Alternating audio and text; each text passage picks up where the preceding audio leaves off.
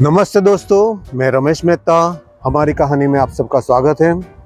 आज मैं आप लोगों के लिए एक बहुत बढ़िया स्टोरी लेके आया हूँ। कहानी का नाम है उलझन।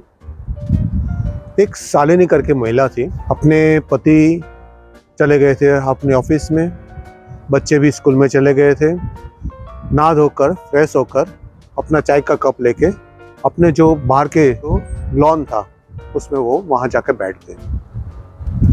चाय पीने वाली थी। वहाँ उसके पड़ोस की नीता दरवाज़ा खोलते हुए बोली, भाभी जी, क्या मैं आपके साथ चाय पी सकती हूँ? अरे आइए नीता, कैसी हो? आइए आइए, मैं तुम्हारे लिए चाय बनाती हूँ। तो नीता ने शालिनी का हाथ पकड़कर उसको बिठा दिया और बोला, बिल्कुल चाय पीने का इंटरेस्ट नहीं है। आज मैं बहुत बड़ी उलझन में हूँ तो आपसे बात करने आई हूँ। अरे क्या बात है, बैठो, आराम से बात करते। तो बाजू में शालिनी के पड़ोस में एक अग्रवाल करके आंटी थी। उसका एक बेटा था आंसू। आंसू का लग्न होने वाला था। तो उसकी शादी के अंदर ये शालिनी हाथ से काजल का रस्म उसके बड़ी भाभी के नाम से किया गया था। और नीता को उसका पैर छूने के लिए बोला। शालिनी ने बताया, ये तो मेरी छोटी बहन है, मैं उसको गले लगाऊंगी। और वैसे उसका नाता उसके साथ जुड़ गया। अभी नीता कभी भी अपने घर के गृहस्थ में या ऐसे ही कभी भी कुछ बात है तो हमेशा अपनी भाभी से बताती थी। वो उसको बड़ी बहन नहीं मानती थी और भाभी से सारी बातें शेयर करती थी। शुरू के लग्न जीवन में कुछ न कुछ उलझन आती है और ये भाभी उसको समझा बुझा के सॉल्व कर देती थी। नीता बहुत ही प्यारी बच्ची थी और उसकी एक बेटी भी हो गई। किसी को नहीं लगता कि नीता एक बच्ची की माँ है। वही हंसते खिलते, उसके बड़ी आँख, बड़े काले बाल, गोरी थी और बहुत ही सुंदर थी, जैसे परी लगती थी। आंसू को भी वो भाभी कभी कभी बोल देती थी कि तेरे जैसे लंगूर को इतनी परी जैसी लड़की कहाँ से मिल गई। तो आंसू भी बोलता था, क्या भाभी? नीता को बिठाया, बोले क्या बताएं?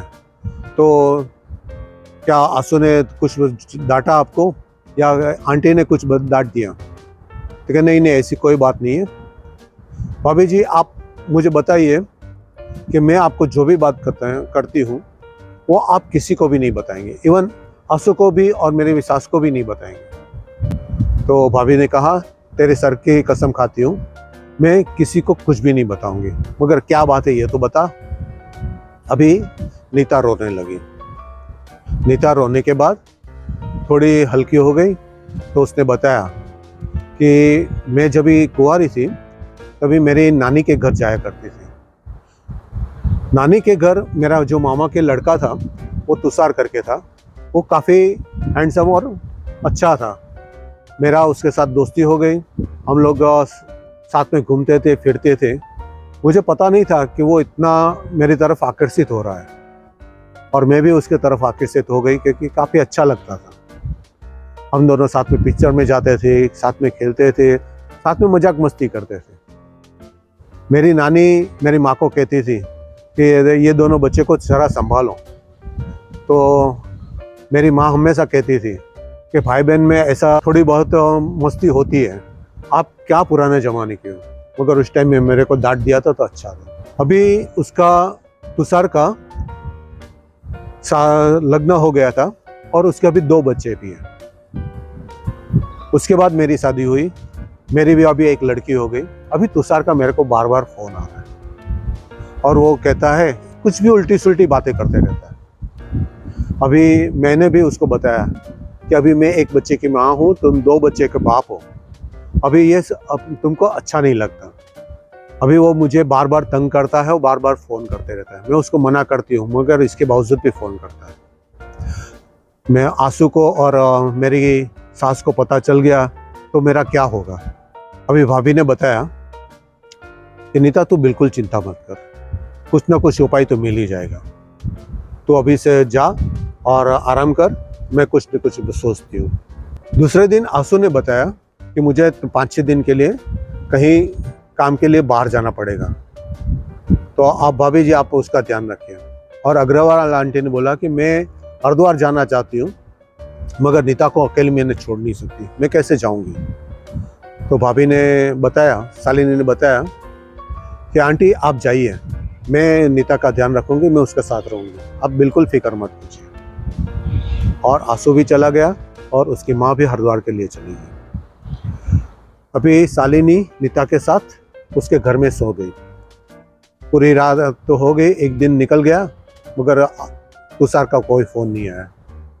अभी पहले से तय करके रखा था कि हम इसके साथ कैसे बात, तुषार के साथ कैसे बात करेंगे। अभी दूसरे दिन तुषार का फ़ोन आ गया, तो कैसी है और कैसी नहीं, कैसे क्या हल्की फुल्की बातें हो रही थी। उसके बाद नीता ने बताया मेरी सास तुमसे बात करना चाहती है, आप उससे बात कीजिए। वैसे करके उसने भाभी के हाथ में फ़ोन थमा दिया। भाभी ने बोला, अरे तुषार तू कैसा है, अरे तू हमेशा नीता को तंग करता है, मेरी ये बेटी है, मेरी बहू नहीं सिर्फ मेरी बेटी है, और आज के बाद तंग किया तो तेरा खैर नहीं। और तेरी पत्नी को फ़ोन दे, मैं उससे भी बात करना चाहती हूँ कि तू क्या क्या बातें करता है। अभी तुषार घबरा गया। तुषार ने बोला मैं अभी कभी यहाँ फ़ोन नहीं करूँगा, न कभी गुजरूँगा, नहीं कोई बात करूँगा, माँ मुझे छोड़ दो। तो भाभी ने उसको धमकाया कि आज के बाद कभी नीता को फ़ोन किया और कभी उसको तंग किया तो तेरी खैर नहीं। वैसे करके फ़ोन रख दिया। अभी नीता ये सारे बातें सुन रही थी, वो बहुत खुश हो गई और भाभी को गले लगा लिया।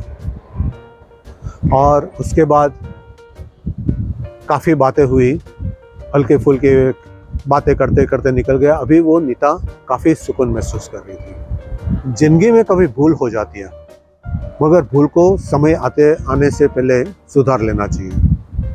और कभी ऐसी कभी हमसे भूल हो गई तो भी किसी भी हालत में उसको सुधार दे लेना जरूरी है, नहीं तो आगे जाके वो दोनों गृहस्थी को ख़त्म कर देगा। तो कभी शालिनी सोचती है कि नीता जैसी कितनी लड़की इस तरफ फंसती होगी, तो सर कितना उसको पूरा जिंदगी भर हैरान करता होगा। इसीलिए बच्चों का सही मार्गदर्शन करें, उन ऊंच नीच का भेद समझाए और रिश्तों की नैतिकता का बोध भी दें।